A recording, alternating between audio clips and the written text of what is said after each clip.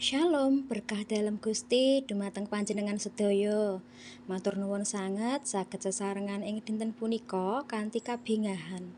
Saderengipun kita mirengaken lan nyuraos sabdanipun Gusti ingkang dados katetepaning gesang kita, sumangga kita nyawisaken manah lan pikiran kita supados firman punika estu saged nuntun lan nyatataken pikapitayan kita. Monggo kita ndedonga rumiyin. Gusti Yesus ingkang Maha Asih lan Maha Suci, kawula ngaturaken agunging panuwun dumateng ngarsa dalem. Awit saking sih rahmat lan kanugrahan ingkang Gusti paringaken, saengga kawula saged nggadahi wekdal ingkang mligi kagem madosi sabda dalem. Duh Gusti, kawula nyuwun pepadang saking Sang Roh Suci, supados Gusti kersa mbikak manah lan pikiran kawula.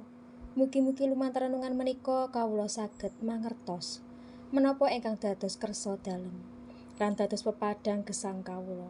Kawula pasrahaken medal menika namung wonten ing asma Gusti Yesus Kristus kawula ndedonga. Amin.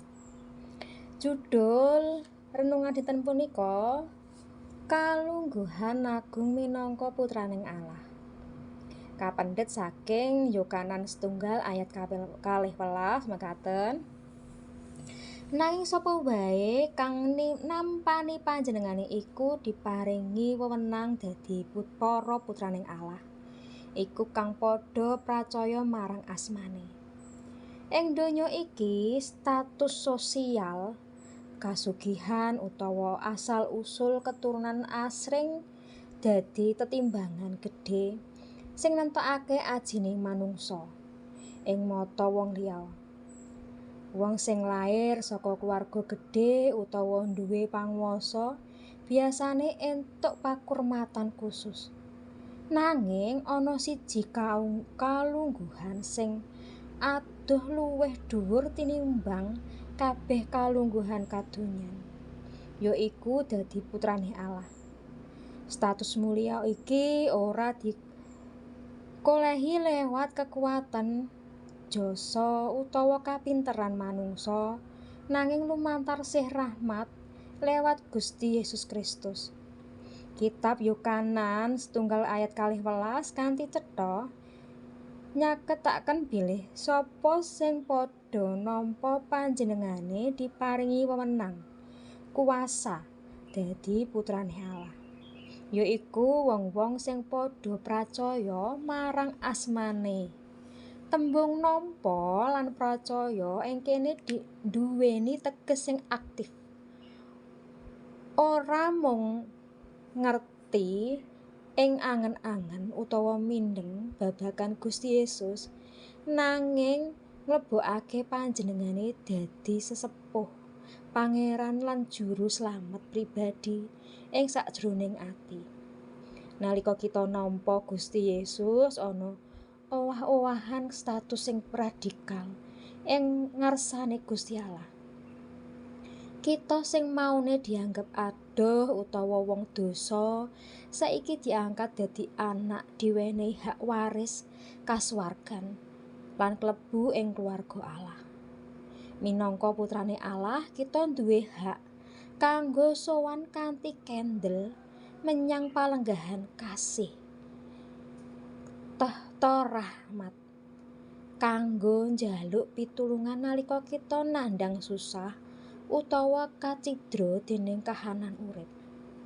Nanging kalungguhan agung iki uga nggawa tanggung jawab. Dadi anak Allah tegese urip kita kudu nyuntak karakter sing rama, nundhakake katresnan, keadilan lan pangapura marang sesami.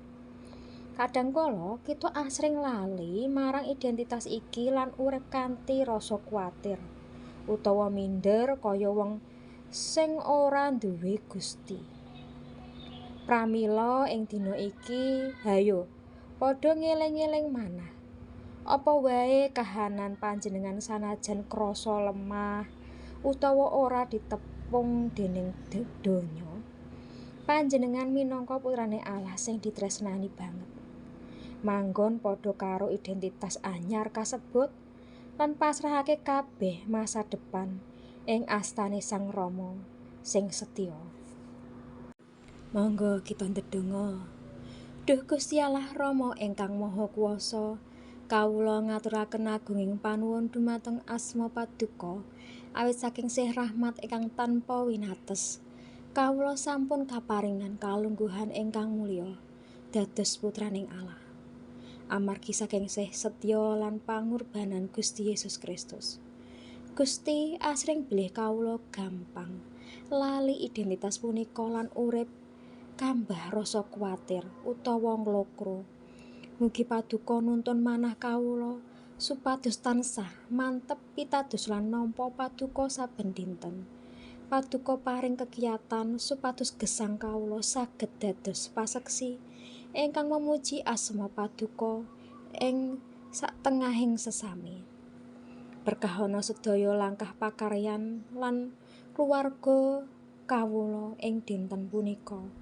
Wonten ing asmanipun Gusti Yesus Kristus, Sang Juru Slamet kawula ngunjukaken pandonga punika. Amin.